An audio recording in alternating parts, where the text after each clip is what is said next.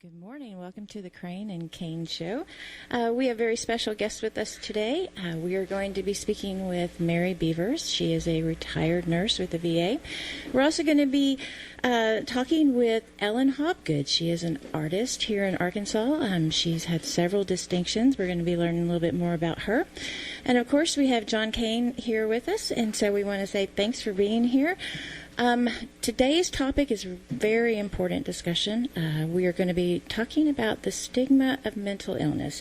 But before we get into that, let's learn a bit about our guest. Mary, you want to tell me a little bit about who you are? My name is Mary Beavers. I'm a retired nurse from the VA. I've been a nurse for 40 plus years. And I didn't start out in mental health. I started out in pediatric intensive care, which is a major jump.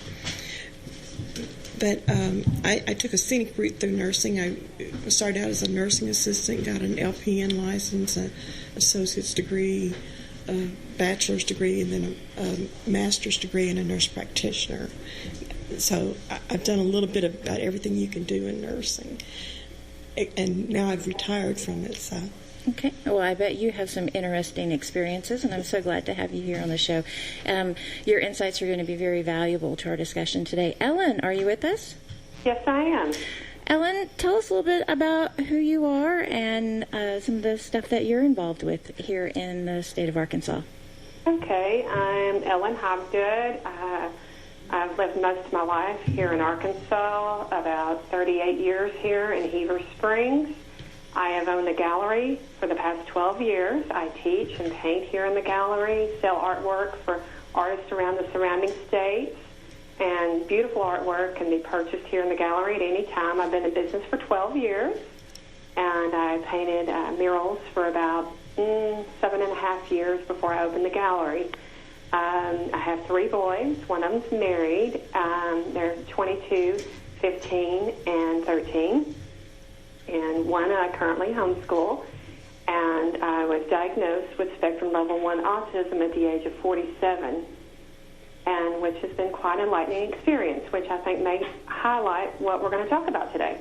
Yes, absolutely. Newsweek did an article. They said every year about 42.5 million American adults, or 18.2% of the total adult population in the United States, suffers from some form of mental illness, enduring conditions such as depression, bipolar disorder, schizophrenia, and other diagnoses. The data compiled by the Substance Abuse and Mental Health Services Administration indicate that approximately 9.3 million adults, or about 4% of those Americans aged 18 and up, experience serious mental illness. That is, their condition impedes day-to-day activities such as going to work. These are real people that have very serious problems, he says, and the data should be helping us think through how we want to approach helping them get the services that they need. So basically, in this article that I was reading by Newsweek, they're saying a lot of people have mental illness, and because the numbers are so staggeringly high, we should be looking at better approaches and thinking toward mental illness. One of the things that we have been discussing pre-show is sort of the stigma surrounding mental illness. And I'll start with you, Ellen. Do you think that there is a stigma surrounding mental illness? Yes, I do. When I went to get my diagnosis, I was told I did not want to claim a mental illness, and I need just to move forward. Why, at 47, did I want to claim it? Because I wasn't going to college. What did I have to achieve about it? And I said, I have 2 young boys who I'm trying to gain services for and acknowledge their helps and needs. And I hope that by getting my diagnosis, I could help other people. So we have a 1950s approach to mental illness, and actually, in all ways, if you learn to accommodate yourself long before the age of 47, I might add, that you can get better through life and actually have a lot of tributes to offer. And it just because you have a disability doesn't make you stupid. You are an intelligent adult who can function and contribute well to society in many ways. Absolutely. So let me ask you, Ellen, so how do you sort yourself out when you seem, things seem disorienting to you? I have severe anxiety attacks. My kids would know when one's fixing to happen. They would say, "Come on, Mom, it's time to go." You get kind of anxious, shaky. I would call it, when I was growing up, like a brain fog. And then, of course, nothing makes sense. I don't drive in unknown areas I'm not familiar with, so I had to have what I call driving Miss Ellen instead of driving Miss Daisy. I joke about, but it's embarrassing. But you learn how to accept those shortcomings and work around them. And it doesn't make you less of a person. I've had friends come up to me and that's known me for some time and say, "What is it like to have autism?" I said, "Well, I'm still the same person. I'm just more aware of myself than I was before." But it does help you to understand the reason why you think and do what you do and how you eat and everything else, because it does affect all that, and which can go into eating disorders, obesity and depression, and learning how to get past those moments of overeating and then depressive moments that you do need. Most people that have autism, not a lot, a portion, do not function well in society and talk to people. I'm just the opposite. I've trained myself to look at people. That was another thing the man that was diagnosing me said I could make eye contact, and my statement was, "You're not going to buy a painting from a person that says that's $300 looking at the wall, are you?" He said, "Good point." I had to train myself. It was difficult. And self-awareness and how to learn how to accommodate your issues that you're having, and they're not bad issues, it's just things that you've gotten used to all these years, are a big key point. And because, as a kid, we learn to put this behind us, because as an adult, we're like embarrassed and ashamed of those years that we were made fun of and put down and made to feel like we were less and we didn't have a voice. So you always feel insecure, huh? Yes, you constantly are aware of you're insecure about different situations, and you learn how to accommodate them, whether it be something pharmaceutical. I choose not pharmaceutical. I use holistic as much as I can to help try to balance the daily in and out issues that I have. And sometimes they're not bad at all, and sometimes the smallest thing that you would think would trigger it does, like shopping, for instance. And younger in life, I didn't have a problem with shopping. Older, I do. And that also comes with the obesity that I'm facing right now and trying to deal with. Oh, sure. You touched on a very significant point, and that is the connection between anorexia, bulimia, and mental illness. Some people do not connect the two, but believe it or not, people who have anorexia or bulimia are some of the most high-risk people in the world. There's a quote here. It says between 10 and 20% of people with anorexia die from heart attacks or other complications and suicide. The disease has the highest mortality rate of any mental illness. In this particular article, they're saying this one person, Kitty could have lost her life in a different way, lost it to the roller coaster of relapse and recovery, inpatient and outpatient, that eats up on average 5 to 7 years, or a lifetime. Only half of all anorexics recover in the end. The other half endure lives of dysfunction and despair. Friends and families give up on them. Doctors dread treating them. They're left to stand in the bakery with the voice ringing in their ears, alone in every way that matters. And I think that's an alarming consideration for people who have anorexia and bulimia. There are so many things that you brought up, Ellen, that I think are important for discussion, and some of those things include the treatment of it, the perception of it.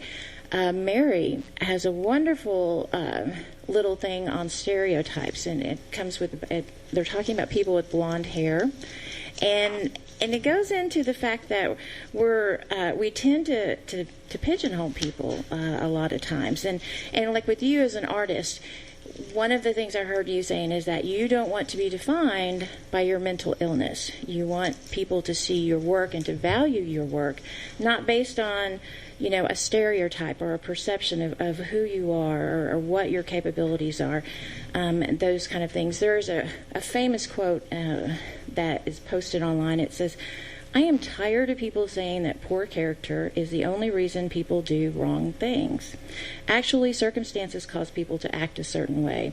It's from those circumstances that a person's attitude is affected, followed by a weakening of character, not the reverse. If we had no faults of our own," and I'll say that again, if we had no faults of our own, we should not take so much pleasure in noticing those in others and judging their lives, either black or white, good or bad. We all live our lives in shades of gray. And I think there's a lot of truth in that. Do you have the blonde? Mary's going to share with us this great little thing that she has on perception of mental illness. This comes from a BBC documentary on myths about madness, and it's entitled "Dangerous People Among Us." There's a group of people among us posing a dangerous threat to their neighbors and indeed the whole community. Too often their potentially dangerous behavior is ignored until it's too late. The public is angry about the alarming number of incidents in which blondes injure or kill innocent people. Hardly a week goes by without news of a murder or attack by a blonde, leaving many to question why they are allowed to live freely in the community. Even if it's some critics claim only a small minority causing the problem, it's not always possible to know which blondes are dangerous. We must put the rights of the community first, keep blondes in a secure but humane institution for their own good as well as ours. And is it fair to judge a whole group of people because of the actions of just a few? Ellen? Yes. Do you feel like that type of mentality affects your work as an artist? I think it does. If the introduction, I've done a Spectrum Exposed series that's on my website, and it comes to a point of understanding myself and my work and expressing. It's a type of art therapy. And yes, it's very difficult expressing. You don't come up to somebody and say, "Hi, I have spectrum level 1 autism." They get to know you, and then you'll go, "Well, by the way," and make it as an intro, because when they're talking about the artwork and the beautiful colors and their chakra colors, and they're very healing, and the tree representation is a part of healing, but you don't just openly put that into the intro, because as I was talking to one of the constituents from the state of Arkansas, I might add, from when I was talking to him and making a complaint, he was listening to me. And then when I said, "I have spectrum level 1 autism," oh, okay, now it makes sense. And then my conversation got dulled down, the intensity was gone, and I was taking less serious. So just because you have autism does not mean that you are less of a person. You cannot express yourself, and it doesn't weaken the words you use, or what you're talking about. And I think that misconception happens way too often. I, as an adult at the age of 49 now, can express myself better than I could 5 years ago. Don't know why, but all of a sudden I can articulate a conversation, I can get my point across, and I do know what I'm talking about. So maybe, as they say, as you get older, you get a little more wiser, and that may have something to do with it. I don't know. What kind of art works for you? Is it the physicality of certain kind of artwork, like sculpturing, or stuff where you're doing heavy lifting, or what works? I do painting. I use acrylic painting. I can't use anything with any odor. I was exposed to some fluorocarbons years ago when I worked in a factory, and it has burned my lungs, so I can't use anything with scent, or I get short of breath. And the way I paint is what they call a purist. I paint pure form. Everything is like when you see a kid with, that's one of the symptoms of autism, is they don't eat certain foods with certain textures, so they separate their foods. I paint in the same way. My paint is layered out. I learned that not all artists do that, and a lot of them blend and mix. So I had an art group meeting with me, and they're like, "Look at her paint," and everything was separated. And I blend on the canvas. I said, "Don't y'all paint like this?" They said, "No." So then I realized at that point that I was different. I thought I painted the same as everybody else. So I'm what they call a intuitive painter, because I feel what the colors are. So I don't use the color wheel, and I use pure form. That's amazing. And yes, it's very intense when I do paint sometimes. I really get into artwork. And I think it is difficult to distinguish yourself from a label or from a category, especially as an artist. A couple of years ago, I had the distinct honor of interviewing a member of the Beach Boys, Bruce Johnston, who had replaced Glenn Campbell, who had replaced Brian Wilson, because Brian Wilson, as most people know, suffered from significant mental illness, and a lot of that can be felt in his work and his songwriting and those kind of things. And, I was very lucky. I got to call Bruce up at his house at the beach in Santa Barbara, California, and we got into a discussion about art and mental illness and those type of things. And many people do use it as a wonderful creative outlet to try to work through emotions or deal with some of the reality shifts that they are experiencing. And many people do experience reality shifts. I think when we get into the discussion of mental illness, there are a lot of different paths that are going to lead us to Oz, per se, in the sense that you have to look at the treatment of it and the staggering number of statistics with people that have it. We have to look at how society views it. It's almost a double-edged sword when you're looking at mental illness, because in some capacities, it's like we have a difficult time proving people have mental illnesses for the purpose of getting services. When you're trying to get service for a mental illness, you can never have enough of a mental illness. People fight and struggle for services out there. But then, on the other side of that, when you have a mental illness, it's really difficult to get employment. People tend to discriminate against it, and they have these predetermined notions about who you are as a person. They want to judge you unfairly. And I think that's very challenging for people with mental illness. And I think I've said this once before, and I'll say it again because I don't think it can be said enough. There's a new trend that keeps occurring that is growing and growing in steam, and that is where employers are asking for very, very personal information when you apply for a job. I mean, if you have a mental illness especially, they are asking for very detailed information.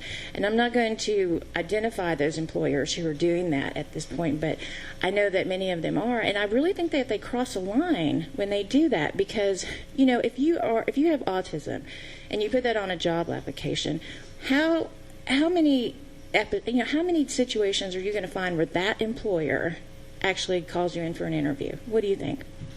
Well, I think it would be very low. I mean, less than 10%, I would guess. Yeah, I mean, and if you say, "Oh, well, I have bipolar, and I have depression, I suffer from anorexia, bulimia," all of those things, do you think an employer is going to want to bring that on to the workforce?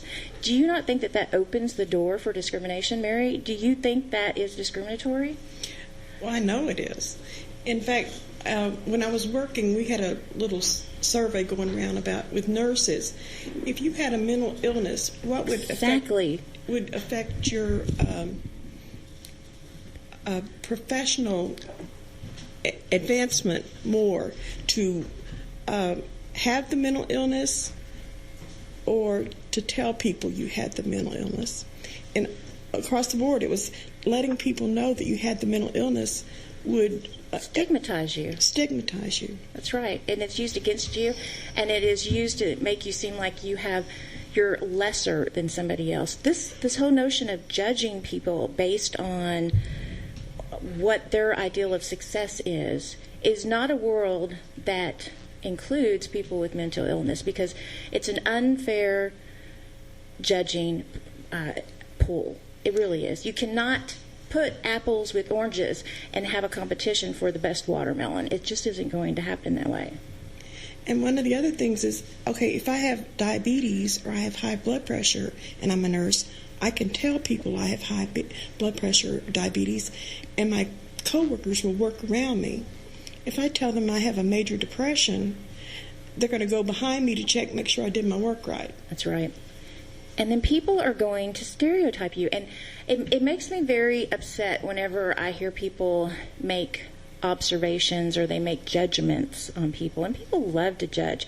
They love to make these judgmental statements about, if you're talking about somebody who has a mental illness or something, oh, well, that person will never do this, fill in the blank. Let me ask this. Is this all a natural human reaction, or is it based on situations, like where you work?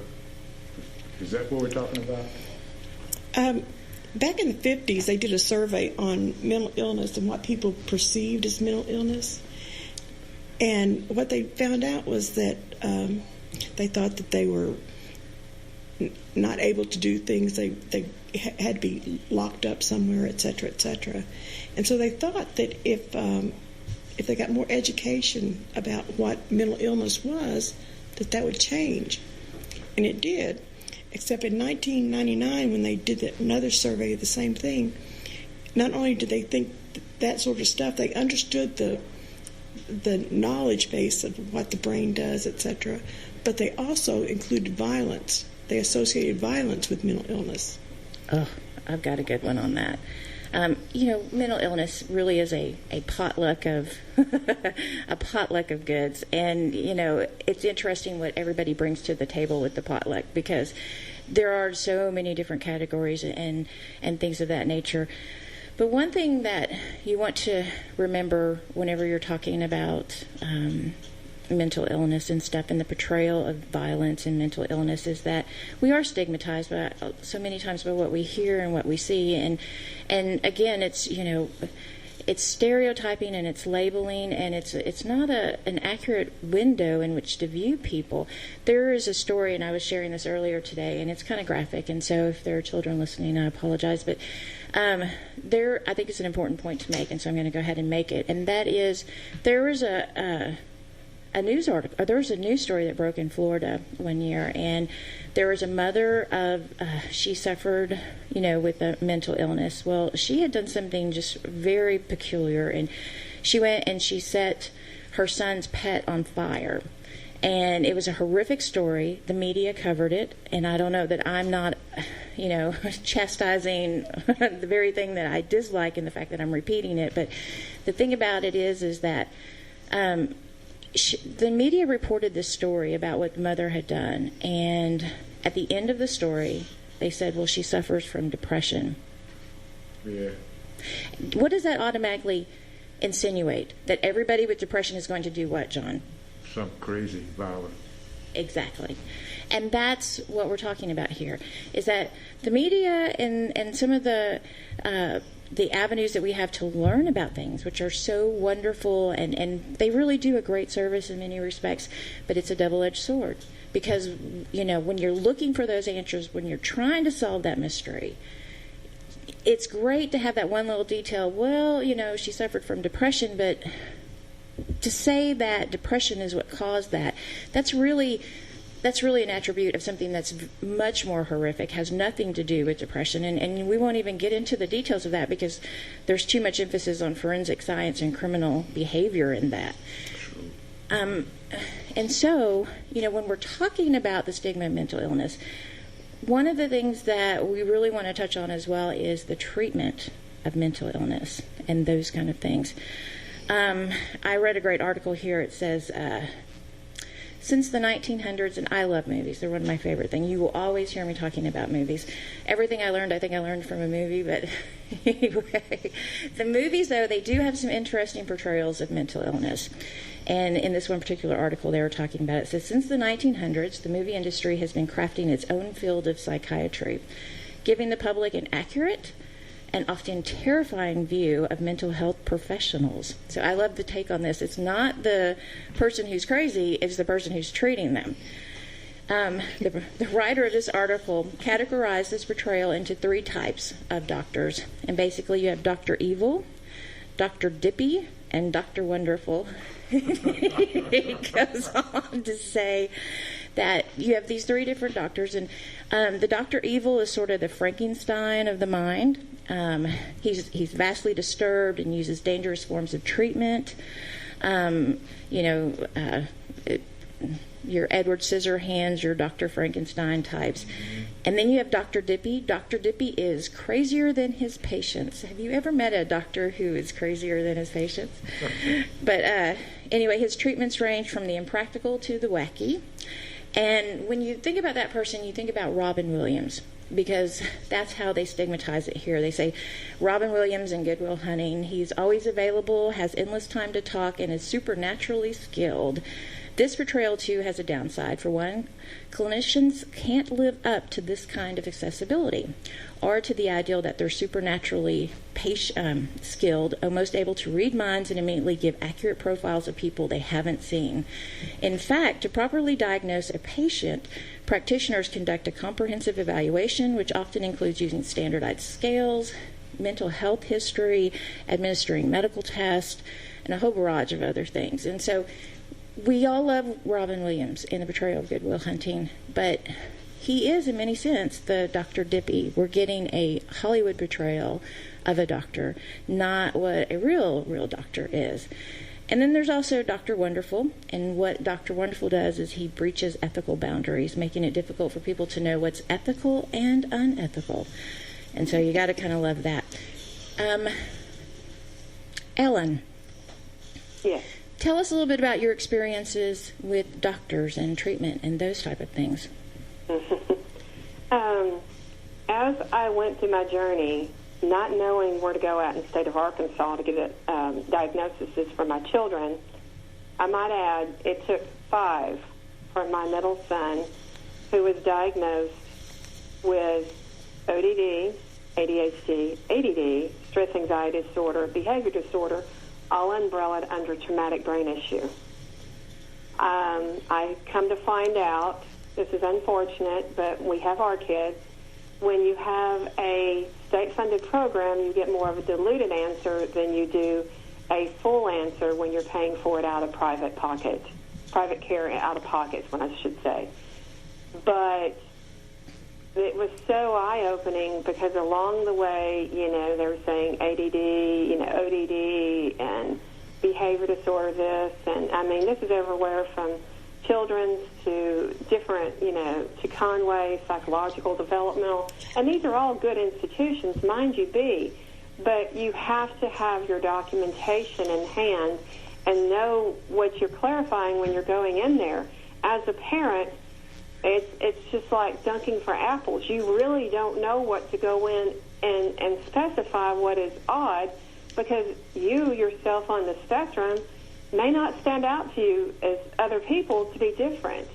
And so then when you go to try to attribute to get these rights and to get service for your children, you get overwhelmed and you don't get the right clarification of what they should be doing. And then you get diluted information. So what goes from that goes to the school. And you were talking about earlier about mental illness and the stigma and the incident with a woman and what she did. We have these instances where our kids who have autism and then possibly getting services, and then they'll say they weren't bullied in school. But then all of a sudden those records don't exist anymore. Right. These children are expressing an outreach because of something happening to them, either being bullied or being picked on, that they're expressing it, the reason why. I'm not condoning the behavior, what horrific things have happened from these young adults, young children, in any manner, in any way. But if it was assessed sooner, or the signs or the symptoms showed up where the services could have been gotten to this child, these instances may have never happened. Absolutely. But the first thing they'll say, Ellen, and then you would not hear anything anymore, oh, they had autism. Yeah, absolutely. And I don't mean to interrupt. Ellen, if there is one takeaway that you want to share with people from today's show real quickly, what would that be? It would be know your rights, know how to ask for them, and get to know them. And if you don't, There's a mediation service in Little Rock that is wonderful. They facilitate, they mediate, they advocate, and they're free. All right, and what is your website, Ellen, if people want to take a look at your work? www.ellenhobgoodgallery.com, and we have coming up Art Fair on the Square. It's an out call to all artists here that I need artists for October 17th. It's a one-day show. And also I have a Spectrum of Peace support group that I'm sponsoring, and we are getting kicked off to advise parents where to go at for testing and their rights. And we have also, I sponsor help with sponsoring the Speak Life anti-bullying campaign here in Heber Springs. Okay, and if they want to reach you, how can they get a hold of you? You can call me direct at 501-206-8437 as my cell, or 501-362-1672. Okay, great. Mary, is there any takeaway that you want to share with our guests? Just that everyone has a little mental illness in them, and there are ways to get help, and you have to be an advocate for yourself. Absolutely. There are common myths when it comes to mental illness. Know what they are, and let's just share a little bit of love. We want to thank you so much for joining us on the show today. This is your host, Tracy Crain, along with John Cain. Everyone, have a great afternoon.